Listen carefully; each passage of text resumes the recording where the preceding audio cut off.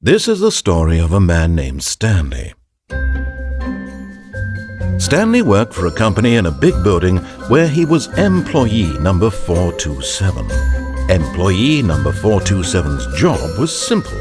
He sat at his desk in room 427 and he pushed buttons on a keyboard. Orders came to him through a monitor on his desk, telling him what buttons to push, how long to push them, and in what order. This is what employee 427 did every day of every month of every year.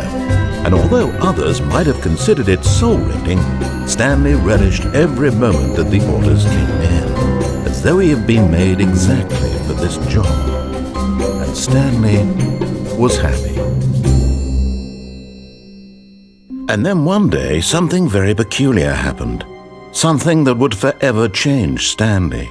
Something he would never quite forget. He had been at his desk for nearly an hour when he realized that not one single order had arrived on the monitor for him to follow. No one had showed up to give him instructions, call a meeting, or even say hi. Never in all his years at the company had this happened, this complete isolation. Something was very clearly wrong. Shocked, frozen solid, Stanley found himself unable to move for the longest time. But as he came to his wits and regained his senses, he got up from his desk and stepped out of his office.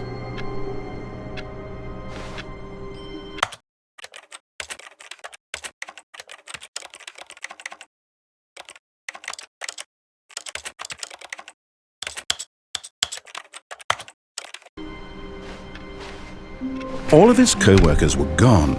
What could it mean? Stanley decided to go to the meeting room. Perhaps he had simply missed a memo.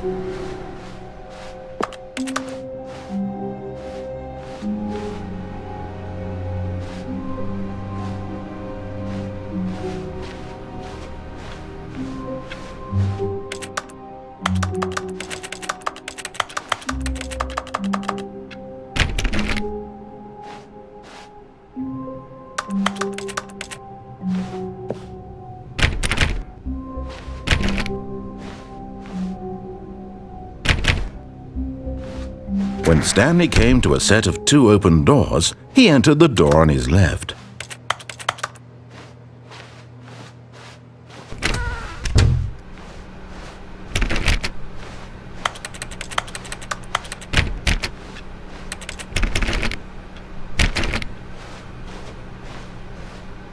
Yet there was not a single person here either.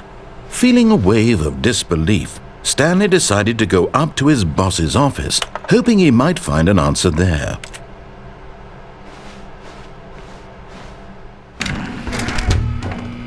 Stanley stepped into the broom closet, but there was nothing here, so he turned around and got back on track.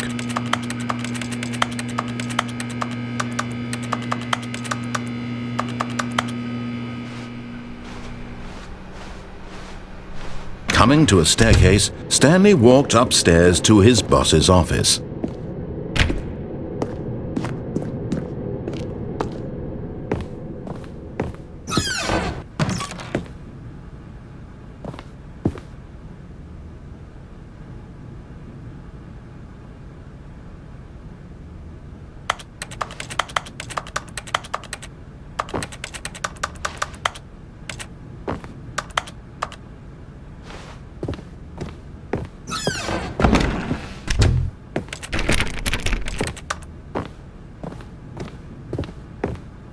Stepping into his manager's office, Stanley was once again stunned to discover not an indication of any human life.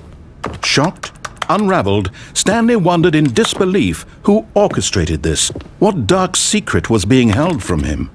What he could not have known was that the keypad behind the boss's desk guarded the terrible truth that his boss had been keeping from him.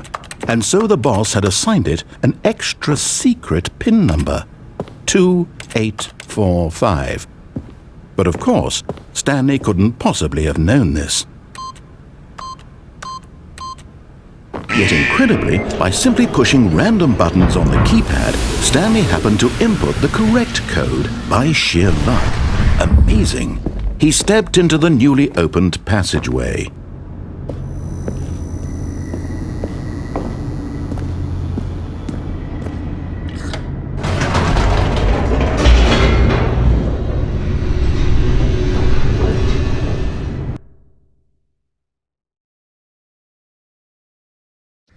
Descending deeper into the building, Stanley realized he felt a bit peculiar.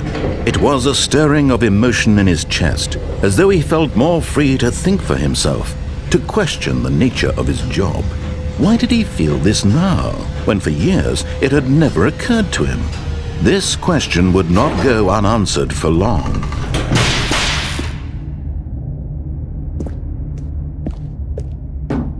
Stanley walked straight ahead through the large door that read Mind Control Facility.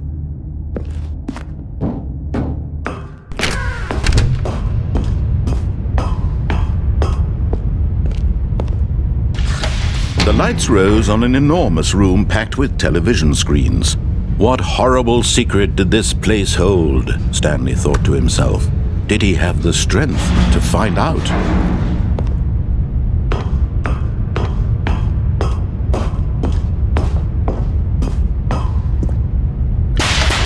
Now the monitors jumped to life, their true nature revealed. Each bore the number of an employee in the building, Stanley's co-workers. The lives of so many individuals reduced to images on a screen, and Stanley, one of them, eternally monitored in this place where freedom meant nothing.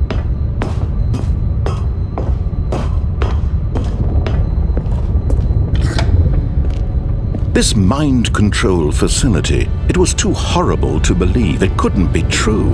Had Stanley really been under someone's control all this time? Was this the only reason he was happy with his boring job? That his emotions had been manipulated to accept it blindly? No, he refused to believe it. He couldn't accept it. His own life in someone else's control? Never! It was unthinkable. Wasn't it? Was it even possible? Had he truly spent his entire life utterly blind to the world?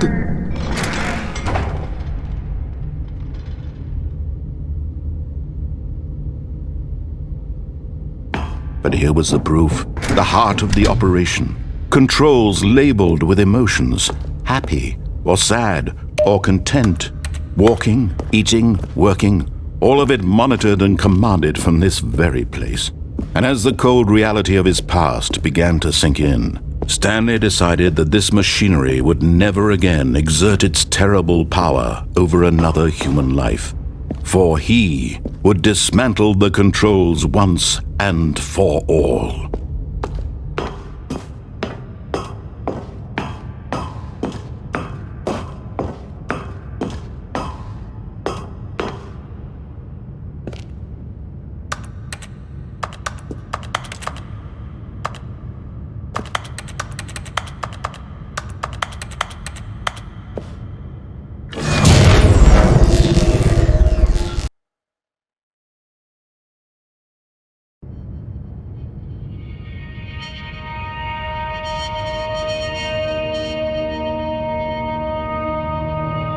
Blackness, and a rising chill of uncertainty. Was it over? Yes! He had won! He had defeated the machine, unshackled himself from someone else's command. Freedom was mere moments away. And yet, even as the immense door slowly opened, Stanley reflected on how many puzzles still lay unsolved. Where had his co-workers gone? How had he been freed from the machine's grasp? What other mysteries did this strange building hold?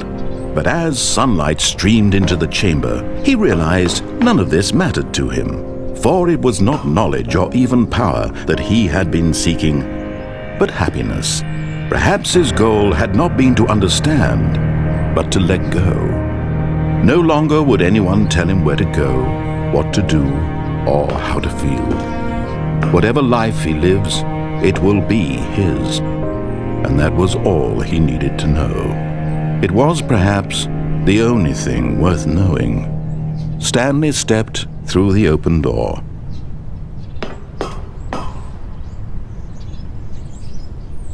Stanley felt the cool breeze upon his skin, the feeling of liberation, the immense possibility of the new path before him. This was exactly the way right now that things were meant to happen. And Stanley was happy.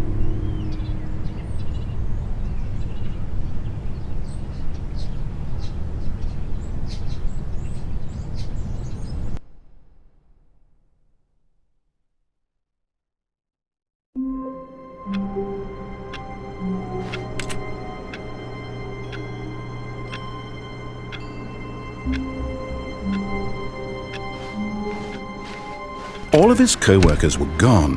What could it mean? Stanley decided to go to the meeting room. Perhaps he had simply missed a memo.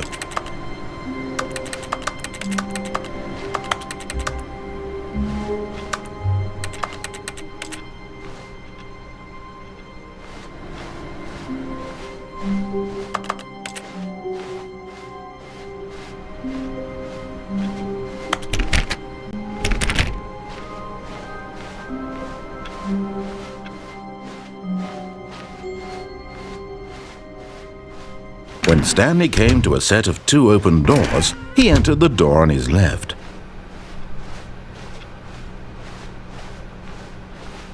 Yet there was not a single person here either.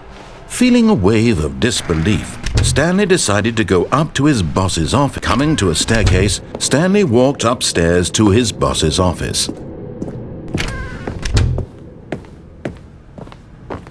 Stepping into his manager's office, Stanley was once again stunned to discover not an indication of any human life. What could it mean? Stanley was in such a rush to get through the story as quickly as possible, he didn't even have a single minute to just let the narrator talk. That kind of anxiety isn't healthy, so he relaxed for a few moments with some calming New Age music.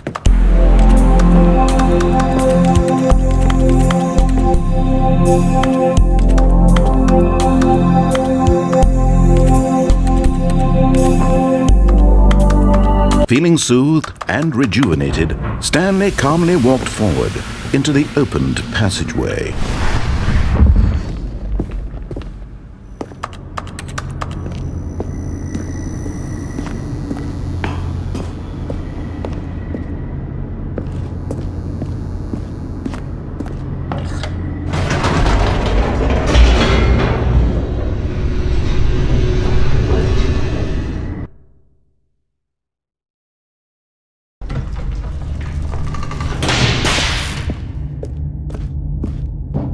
Stanley walked straight ahead through the large door that read Mind Control Facility.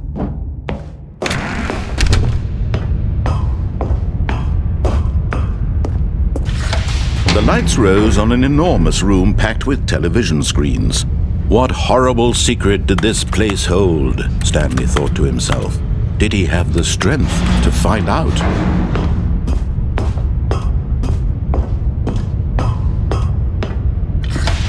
Now the monitors jumped to life, their true nature revealed. Each bore the number of an employee in the building, Stanley's co-workers. The lives of so many individuals reduced to images on a screen, and Stanley, one of them, eternally monitored in this place where freedom meant nothing.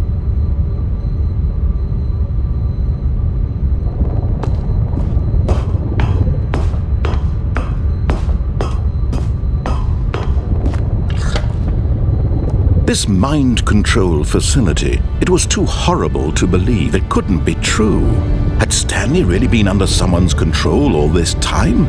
Was this the only reason he was happy with his boring job? That his emotions had been manipulated to accept it blindly?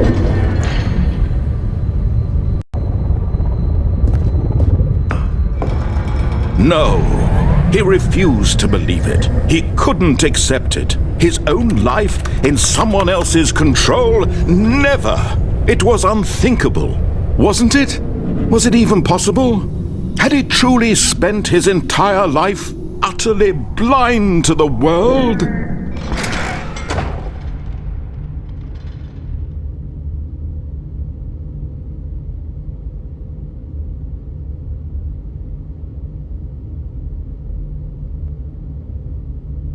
But here was the proof, the heart of the operation. Controls labeled with emotions, happy or sad or content, walking, eating, working, all of it monitored and commanded from this very place. And as the cold reality of his past began to sink in, Stanley decided that this machinery would never again exert its terrible power over another human life. For he would dismantle the controls once and for all.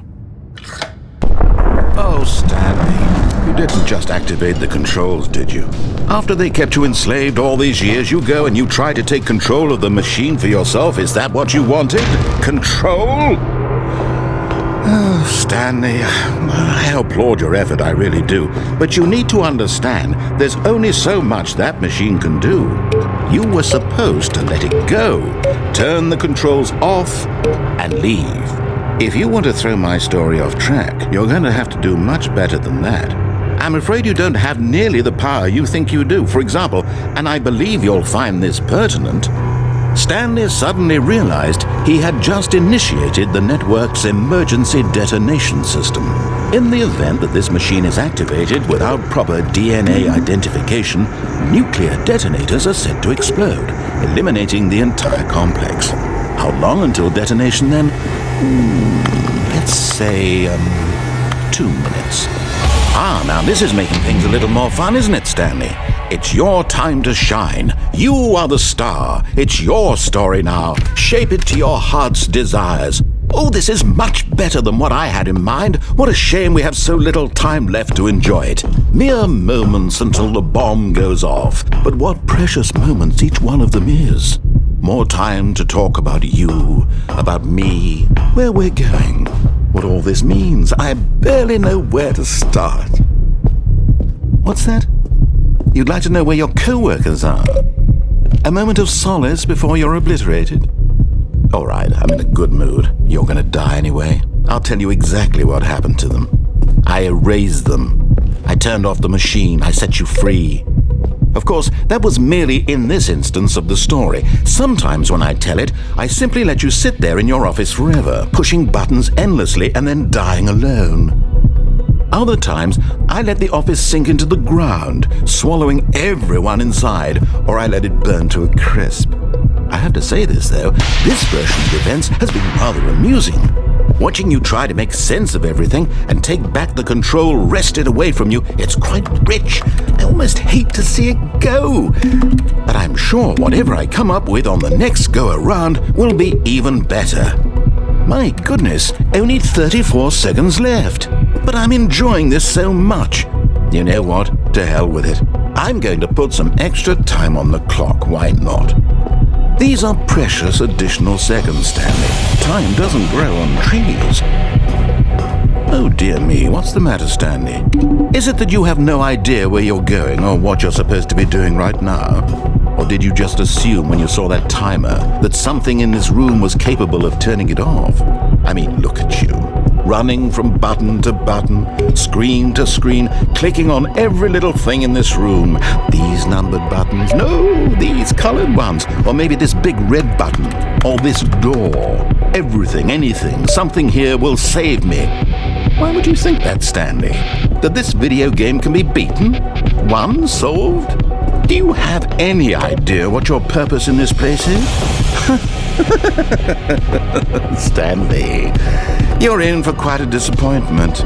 But here's a spoiler for you. That timer isn't a catalyst to keep the action moving along. It's just seconds ticking away to your death. You're only still playing instead of watching a cutscene because I want to watch you for every moment that you're powerless. To see you made humble. This is not a challenge. It's a tragedy. You wanted to control this world, that's fine. But I'm going to destroy it first, so you can't. Take a look at the clock, Stanley.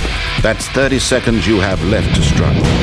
30 seconds until a big boom and then nothing. No ending here, just you being blown to pieces. Will you cling desperately to your frail life, or will you let it go peacefully? Another choice. Make it count, or don't. It's all the same to me, all a part of the joke.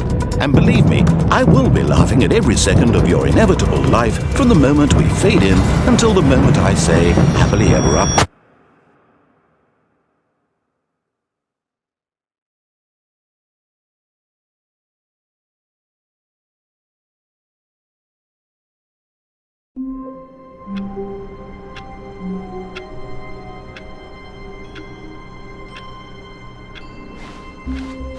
All of his co-workers were gone. What could it mean? Stanley decided to go to the meeting room. Perhaps he had simply missed a memo.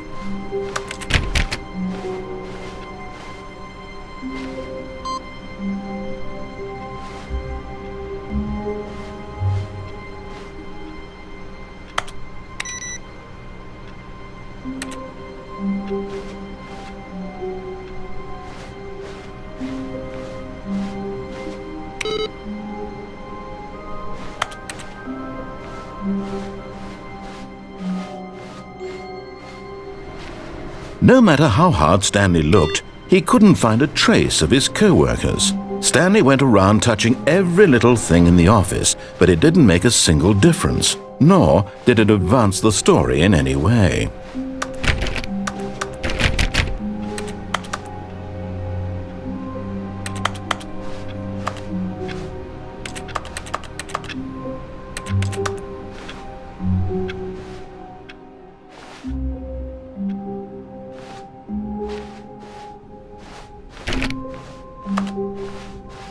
When Stanley came to a set of 2 open doors, he entered the door on his left.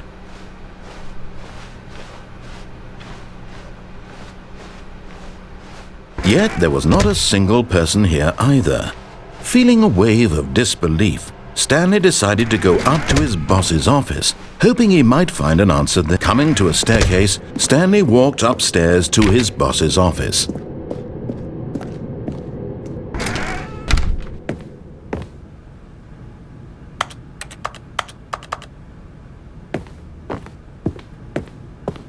Okay, I think we all know the drill by now. Blah, blah, blah. Dark secrets, the keypad. Stanley pushes some buttons. Oh, hey, look, it's a new passageway. Quelle surprise.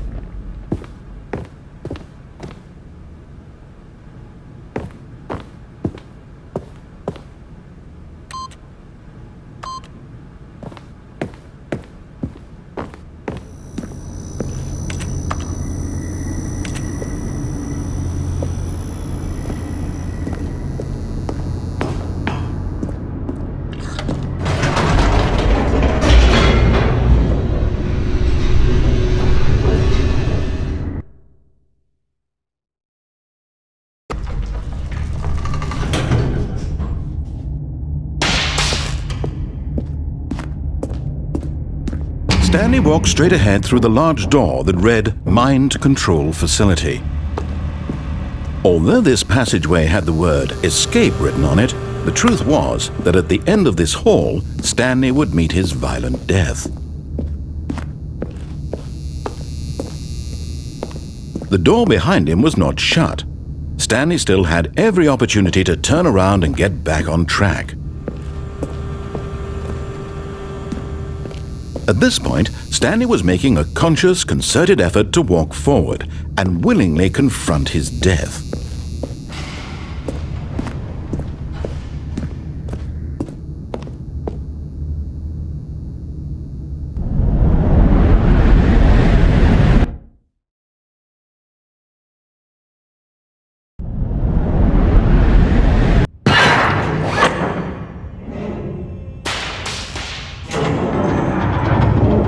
As the machine whirred into motion and Stanley was inched closer and closer to his demise, he reflected that his life had been of no consequence whatsoever. Stanley can't see the bigger picture. He doesn't know the real story, trapped forever in his narrow vision of what this world is. Perhaps his death was of no great loss, like plucking the eyeballs from a blind man. And so he resigned and willingly accepted this violent end to his brief and shallow life. Farewell, Stanley.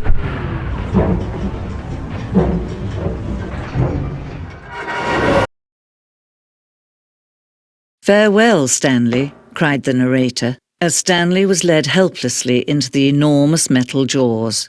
In a single visceral instant, Stanley was obliterated as the machine crushed every bone in his body, killing him instantly.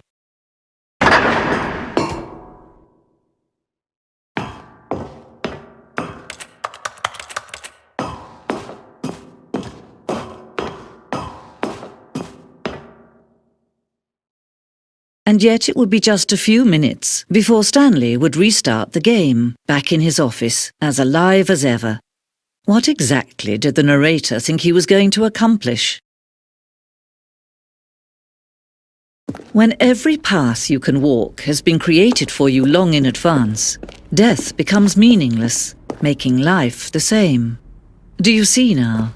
Do you see that Stanley was already dead from the moment he hit start?